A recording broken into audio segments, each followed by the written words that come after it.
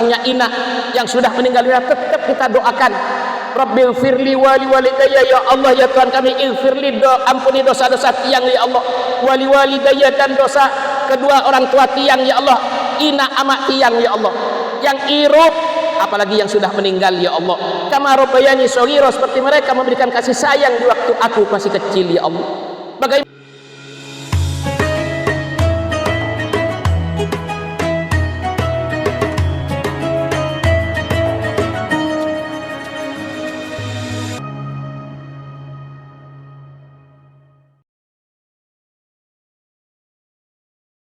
wa barakatuh.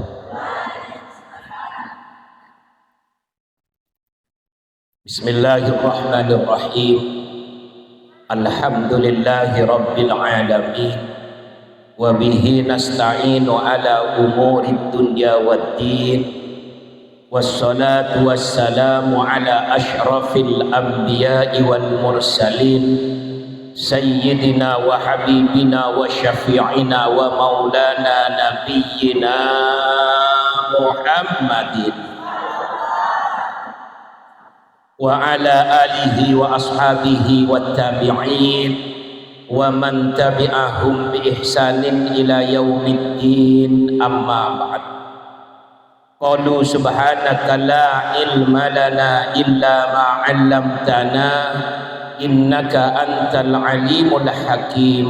Sadaqallahul azim. Hadratil mukarramin wal muhtaramin, para alim, para ulama, para masyayikh, para asatidzah, wabil khusus sahibul majlis, gurun tiang penunggung sami, Tuan Guru Haji Ladu Makmur Soleh. Kita doakan beliau khususnya di bulan Muharram ini, karena salah satu dari utusan Allah, Nabiullah, yaitu Nabi Ayyub, Allah angkat penyakitnya di bulan Muharram, tepatnya pada tanggal 10 Muharram atau yang disebut dengan Yaumu Asyura. Kita doakan yang sekarang sudah masuk tanggal 11 Muharram, mudah-mudahan penyakit beliau diangkat oleh Allah Subhanahu wa taala, disembuhkan kembali oleh Allah Subhanahu wa taala, baik jasmaninya dan rohaninya oleh Allah Subhanahu wa taala, dan selalu dalam penjagaan Allah Subhanahu wa taala. Amin ya rabbal alamin. Alhamdulillah, juga hadir di tengah-tengah kita Tuan Guru Haji Muhammad Rusdi Batujai, dan tadi yang telah memimpin pembacaan Ratibul Haddad Adinda Al-Ustadz Lalu Amir Mahmud Soleh, dan juga hadir Ustadz Haji Farhan, dan mudah-mudahan beliau-beliau ini tetap diberikan kesehatan, keafiatan oleh Allah Subhanahu wa taala, barokah ilmunya dan manfaat untuk kita semua. Amin ya rabbal alamin. Para orang tua, para hujjat, para tokoh, baik tokoh agama atau masyarakat, ibu-ibunda tercinta yang sangat saya hormati, saya banggakan, mudah-mudahan kita semua menjadi kebanggaan Allah Subhanahu wa taala. Selalu terucap dari mulut manis kita adalah ungkapan rasa syukur kita kepada Allah dengan kita mengucapkan alhamdulillahi rabbil alamin. Mudah-mudahan kita semua selalu dan senantiasa mendapatkan bimbingan dan ridha dari Allah Subhanahu wa taala. Amin ya rabbal alamin. Salawat teriring salam semoga senantiasa tercurahkan kepada baginda Rasulullah Muhammad sallallahu alaihi wasallam yang telah menjadi uswatun hasanah, suri teladan yang baik bagi kita, qudwah, panutan bagi kita. Kita berharap mudah-mudahan kita semua kelak yaumil mahsyar mendapatkan syafaatul uzma, pertolongan yang agung dari Nabi kita Muhammad sallallahu alaihi wasallam. Amin ya rabbal. Bapak Ibu yang saya hormati, saya banggakan, tidak terasa Allah putarkan hari demi hari ini kepada kita semua manusia dengan begitu cepatnya. Hari ini kita sudah masuk tanggal 11 Muharram. Seakan-akan baru saja kita masuk tanggal 1 Muharram yang diawali dengan kita berziarah ke makam para kekasih-kekasih Allah, wali-waliullah, orang-orang yang dekat kepada Allah Subhanahu wa taala. Yang diawali dari makam Ketak dan berakhir di makam Tumpuk Umpuk di Ekas. Alhamdulillah. Kenangan tanggal 1 Muharram ini nggak bisa kita lupakan.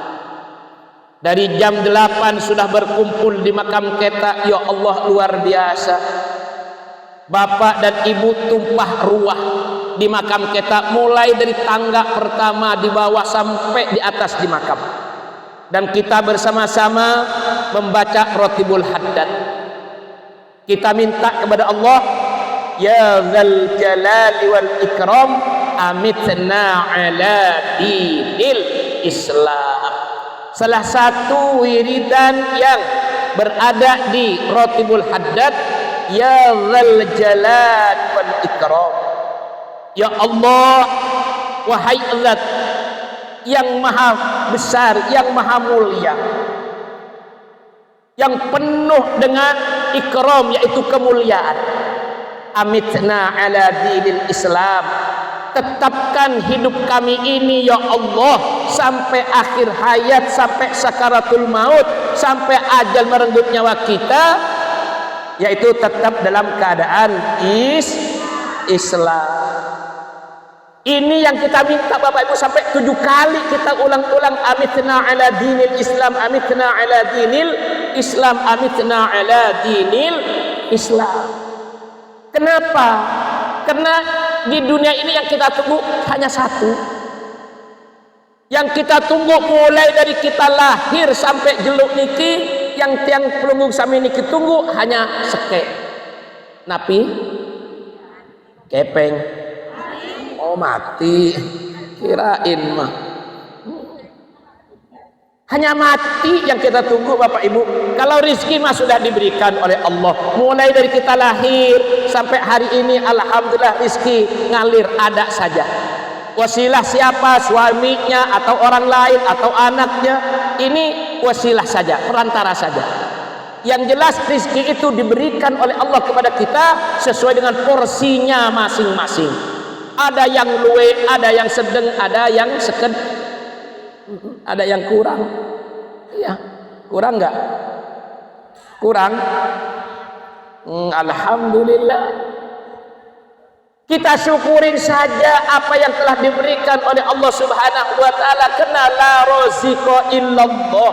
Yang memberikan rezeki itu hanya Allah, dan kita perantaranya. Ada yang jadi pegawai, ada yang jadi pejabat, ada yang jadi pedagang, ada yang jadi petani, ada yang jadi tuan guru. Itu wasilah saja Bapak Ibu. Hakikatnya rezeki itu semua dari Allah. Nah, sekarang kita sudah diberikan hidup sekian lama oleh Allah di dunia ini. Apa yang kita tunggu? Hanya satu.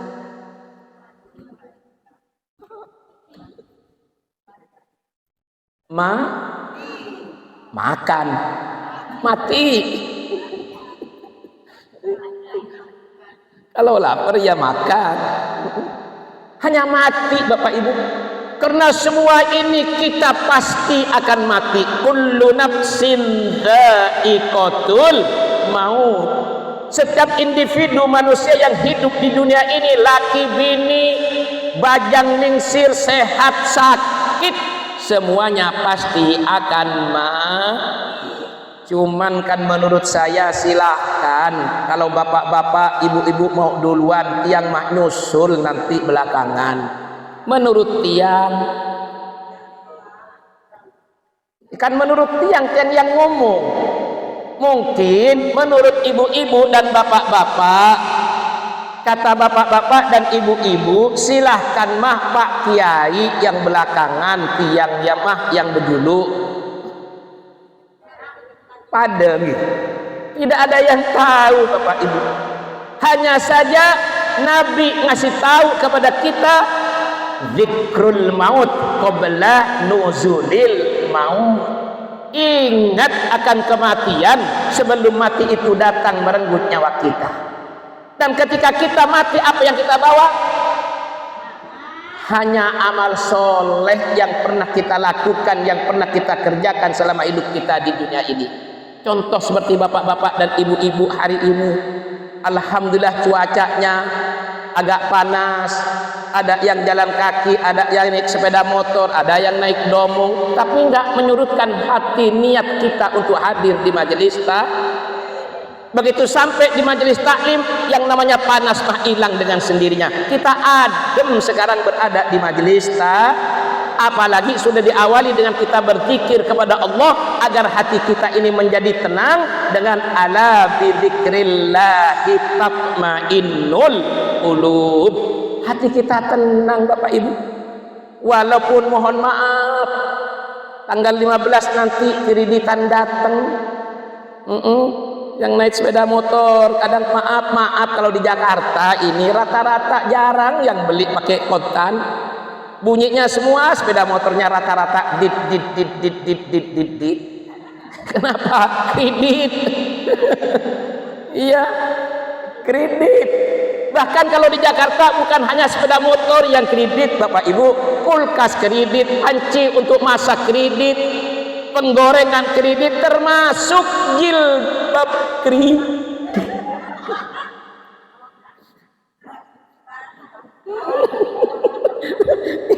Bosnya marah, diingetin, di mana bayar, di mana rakepeng.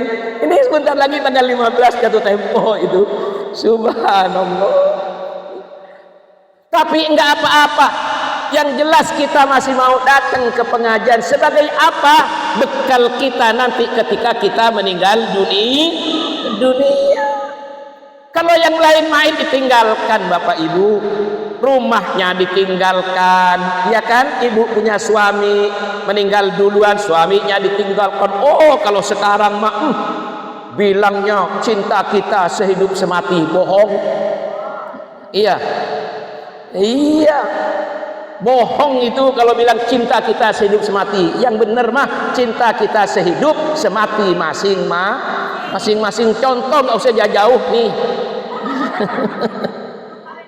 Iya tuh. Dulu bagaimana almarhumah selalu datang di gente ini, mulai dari dulu pakai apa namanya? Yang kayak di depan ini. Iya, masih pakai itu kita ngaji di sini. Selalu almarhumah ikut ke sini. Alhamdulillah, begitu dia meninggal dunia, janji Jawa Hari Mubarak ingkar.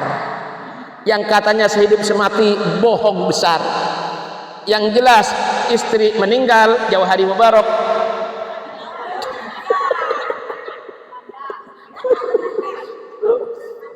Mudah-mudahan bulan Muharram dapat. Amin ya Rabbal. Tuh. Jadi hanya satu Bapak Ibu yang kita tunggu dalam hidup ini adalah kematian. Sekarang kalau sudah mati yang ditunggu apa? Ayo, yang ditunggu apa? Yang pertama, ketika orang sudah meninggal dunia, sudah berada di dalam kubur, laki perempuan siapapun mereka, yang ditunggu yang pertama adalah datangnya hari kiamat. Mereka menunggu, ya Allah, kapan datangnya hari kiamat, kapan datangnya hari kiamat, kapan datangnya hari kiamat. Tapi kalau punya amal soleh dalam kubur, mau lama datangnya hari kiamat, dia terasa happy, senang. Kenapa? Mendapatkan nikmatul qabri, kenikmatan di dalam kubur. Karena ketika dapat nikmat dalam kubur, maka yang kita doakan terus, Allahumma ij'al qabraha raudatan min riyadil jinan. Jadikan kuburannya itu satu taman dari taman-taman surganya Allah Subhanahu wa taala. Ketika dia punya amal soleh, maka naum kanaumil aris, mereka ini tidur seperti tidurnya pengantin baru. Coba tuh, tidurnya pengantin baru, apalagi musim telik.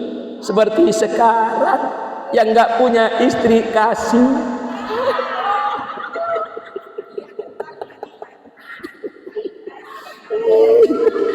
Subhanallah. Luar biasa hidup ini. Nih makanya yang ditunggu datangnya hari kiamat, tapi maaf ketika dia tidak punya amal mendapatkan azabil qabri, yaitu siksa dalam kubur, seakan-akan lama sekali datangnya ke hari kiamat. Kenapa? 1 hari disiksa di alam kubur sama dengan 1000 tahun di dunia. Na'udzubillahi min.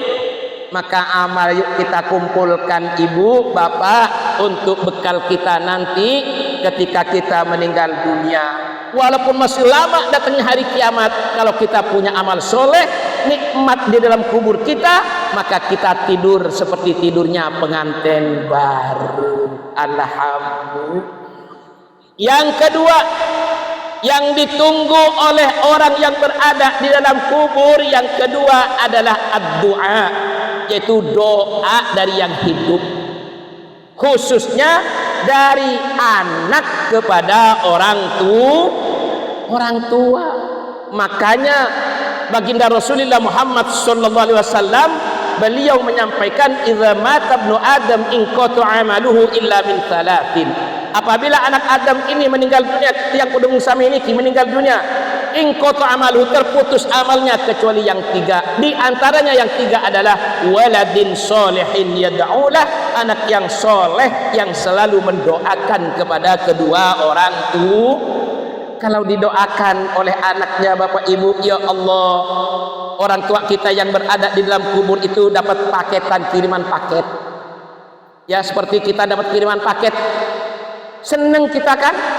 Karena apa? Karena dia dapat kiriman dari anaknya yang seandainya disiksa tidak lagi disiksa, bahkan diberikan kenikmatan dalam kubur oleh Allah Subhanahu wa taala. Kenapa? Anaknya selalu mendoakan dengan Rabbighfirli wa liwalidayya warhamhuma kama rabbayani shaghira. Walaupun kita ini bapak ibu sampun lingsir, karena lingsirnya kita ini kan keluar dari rahim ibu kita, dari orang tua kita.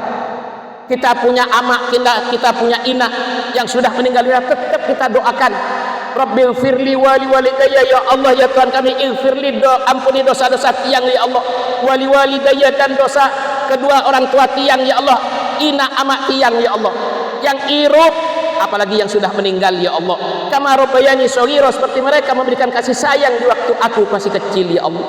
Bagaimana dulu kecilnya kita ya Allah, beda dengan sekarang bapak ibu. Kalau zaman dulu orang tua kita bangun tengah malam